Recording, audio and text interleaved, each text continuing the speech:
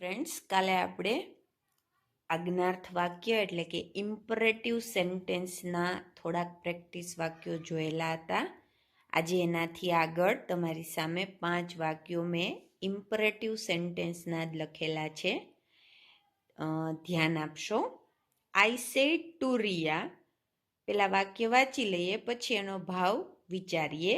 Go away at once. અહીંયાથી અત્યારે ચાલી જા. ક્યાંથી? From my office. મારી ઓફિસમાંથી અત્યારે જ ચાલી જા. તો હવે એ ભાવ કયો છે? તો કે એને ઓર્ડર જ કર્યો હોય, બટ ઓબ્વિયસ છે ને ચાલી જવાનું કહે છે. તો આઈ ઓર્ડર્ડ રિયા. પછી તમારે વાક્ય જોવાનું. હકાર હોય તો ટુ, નકાર હોય તો નોટ ટુ. તો વાક્ય હકાર છે તો એને ટુ થી જોડો. To go away at once from my office. શું કામ માયનું માય રહ્યું? તો કે બોલનાર આય જ છે, એ જ બોલે છે, એટલે એમાં કાંઈ ફેરફાર છે નહીં. બીજું છે Sanjay said to Sanjana, give me a glass of water please. Please શબ્દ આવ્યો ઇઝ ઇક્વલ ટુ રિક્વેસ્ટ. તો સંજય રિક્વેસ્ટેડ સંજના. વાક્ય હકાર છે એટલે એને ટુ થી જોડી દો. ગીવ મી કોને લાગુ પડે છે? તો કે સંજયને. તો સંજય માટેની વિભક્તિ શું થશે? તો કે him. A glass of water. Please નીકળી જશે. ત્રીજું છે the policeman said to me. હવે પોલીસમેન હોય એ આપણને કોઈ દિવસ રિક્વેસ્ટ તો કરે નહીં, ઓર્ડર કરી શકે વધારે. તો એના માટેનું ધ પોલીસમેન સેડ ટુ મી એનું તમારે કરવું જોઈએ. ધ પોલીસમેન ઓર્ડર્ડ મી. વાક્ય હકાર છે એટલે ટુ થી જોડી દો. Show. To show.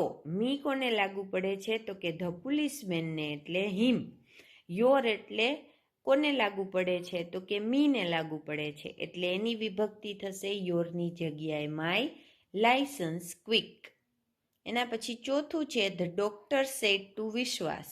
Doctor mostly છે એ એડવાઇઝ આપતા હોય, સલાહ આપતા હોય, એટલે તમારે ત્યાં મૂકી દેવાનું ધ ડોક્ટર એડવાઇઝડ વિશ્વાસ. વાક્ય હકાર છે એટલે ટુ ટેક ધીસનું શું થઈ જશે? Those tablets twice a day so that you may not fall ill. You કોને લાગુ પડે છે? તો કે વિશ્વાસને.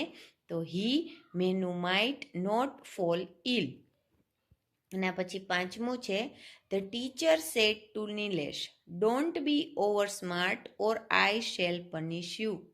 વધારે પડતી હોશિયારી બતાવતો નહીં, નહીતર હું તને પનિશ કરીશ. એટલે એને ચેતવે છે કે હવે તારી હોશિયારી છે એ તું કરવાનું રહેવા દેજે. એટલે ધ ટીચર વોન્ડ નિલેશ. વાક્ય હકાર છે કે નકાર મિત્રો? તો કે નકાર. એટલે આપણે શું મૂકશું? તો કે not to be over smart or I કોને લાગુ પડે છે? તો કે ટીચરને. હવે ટીચર હી પણ હોઈ શકે, સી પણ હોઈ શકે. અહીંયા મેં હી રાખ્યું છે, તમે સી પણ લખી શકો છો. ઓર હી શેલ અથવા તો વિલ હોય તો એનું અત્યારે વધારે પડતું વુડ જ યુઝ થાય છે, એટલે વુડ. પનિશ કોને યુ લાગુ પડે છે? તો કે નિલેશને. તો એની વિભક્તિ થશે હિમ. આ પ્રેક્ટિસ માટેના સેન્ટેન્સીસ છે એ રોજ તમને હું MCQSમાં આપું જ છું. આજથી જ શરૂઆત કરી દીધેલી છે, એટલે તમે એમાં રોજે રોજની પ્રેક્ટિસ કરતા રહેશો મિત્રો, તો તમને ઘણો ફાયદો થશે. અને જ્યાં ન સમજાતું હોય ત્યાં મને પૂછી શકો છો. 3 વાક્ય આપણે થઈ ગયા છે, વિધાન, પ્રશ્નાર્થ અને આજ્ઞાર્થ.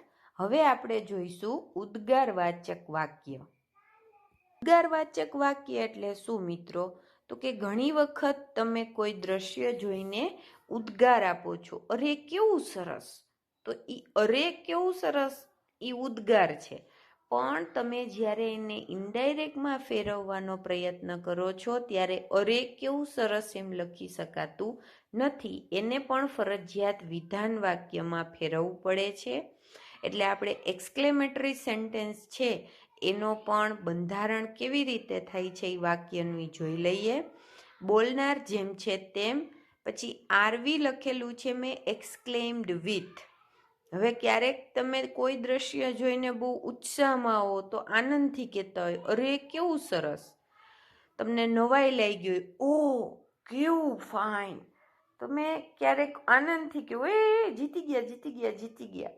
ક્યારેક તમે દુઃખી થઈ જાઓ છો, અરર હારી ગયા, તો આ બધા જ ઉદ્ગારો છે મિત્રો. અરર કેટલું ગંધારું છે. આ બધા જ ઉદ્ગારો છે. ઉદ્ગાર માટે તમારે ફરજિયાત એક્સક્લેમ્ડ વિથ લખવાનું છે.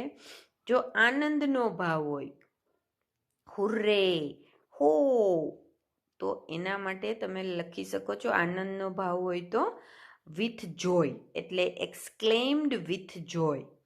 પછી દુઃખનો ભાવ હોય, અરર એવો ભાવ હોય તો એક્સક્લેમ્ડ વિથ સોરો. એના પછી પ્રશંસાનો ભાવ હોય, બહુ સારું કામ કરેલું હોય, બહુ સારા દેખાતા હો, બહુ સુંદર દ્રશ્ય હોય અને આપણે કોઈએ બહુ સરસ વાનગી બનાવેલી, તો એ પ્રશંસાનો ભાવ છે. તો એક્સક્લેમ્ડ વિથ પ્રેઝ, તમે વખાણ કરો છો, પ્રશંસા કરો છો.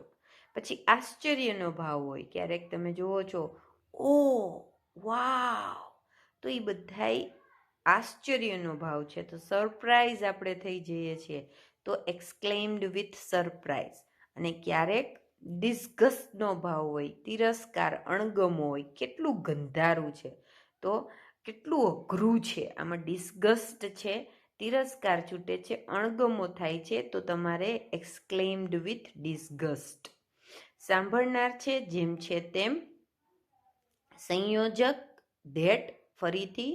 હવે મુખ્ય વાક્ય છે એમાં સર્વનામ, કાળ અને સમયદર્શક શબ્દના ફેરફાર બધા જમાં આવશે, પણ અહીંયા પ્રશ્ન વાક્યની જેમ ઉદ્ગારવાચક વાક્યને તમારે વિધાન વાક્યમાં ફેરવવાનું છે. હવે ઉદ્ગારવાચક વાક્ય કેનાથી શરૂ થશે? તો બે રીતે શરૂ થાય છે મિત્રો. કાં વોટ અને હાવથી શરૂ થતા હશે, એટલે કે how beautiful the picture is, તો એ હાવથી શરૂ થયું. વોટ એન ઇન્ટરેસ્ટિંગ આઈડિયા, તો એ વોટથી શરૂ થયું, પણ એની પાછળ પ્રશ્નાર્થ નહીં હોય. કયું ચિહ્ન હશે? ઉદ્ગારનું. પણ ક્યારેક આ બે શબ્દ સિવાયના પણ ભાવો હોય. દાખલા તરીકે તમે વાક્યમાં વાંચતા હો, ઓ વાવ, હુર્રે, બ્રેવો, શિટ, એ બધા જ ભાવ છે. તો એ ભાવને આધારે એલાસ, તો એ બધા જ ભાવો છે. તો એ ભાવના આધારે પણ તમે આરવીની પસંદગી કરી શકો છો. અને આરવીની પસંદગી કર્યા પછી તમારે એ શબ્દને વાક્યમાંથી દૂર કરી નાખવાનો આવે. દાખલા તરીકે તમે એલાસ એવો શબ્દ વાપર્યો હોય, તો એલાસ એટલે આમ દુઃખની લાગણી દર્શાવતું હોય છે. તો તમે એની સાથે દાખલા તરીકે વિથ એક્સક્લેમ્ડ વિથ સોરો એવું લખી નાખ્યું, પછી એલાસ લખવાનું હોતું નથી. તમારે ત્યાંથી વાક્યમાંથી દૂર કરી દેવાનું. બ્રેવો, બ્રેવો, પ્રશંસાનો ભાવ હોય ને, આપણે કોકને બ્રેવો એમ કહેતો હોય, આગળ વધો, ખૂબ સરસ, તો પછી જ્યારે તમે એવું લખી નાખો એક્સક્લેમ્ડ વિથ પ્રેઝ, પછી તમારી બ્રેવો શબ્દ ત્યાંથી દૂર કરી નાખવાનો. આપણે કાલે એની પ્રેક્ટિસ કરવાના છીએ. સૌથી પહેલાં તો હું તમને એક્સક્લેમેટરી સેન્ટેન્સ કેમ બને એ શીખડાવીશ, અને પછી એનું વિધાન વાક્ય કેમ બને એ શીખડાવીશ. એનું કારણ છે, શું કારણ છે? તો કે તમને ક્યારેક એક્સક્લેમેશન લેંગ્વેજ ફંક્શનમાં પૂછાઈ શકે છે. એટલે વોટથી અથવા તો હાઉથી શરૂ થતું વાક્ય હોય અને એ લેંગ્વેજ ફંક્શનમાં આવે, પાછળ પ્રશ્નાર્થ ચિહ્ન ન હોય પણ ઉદ્ગારવાચક વાક્ય હોય, તો એની સામે લેંગ્વેજ ફંક્શન આવશે એક્સક્લેમેશન અથવા તો એક્સક્લેમેટરી.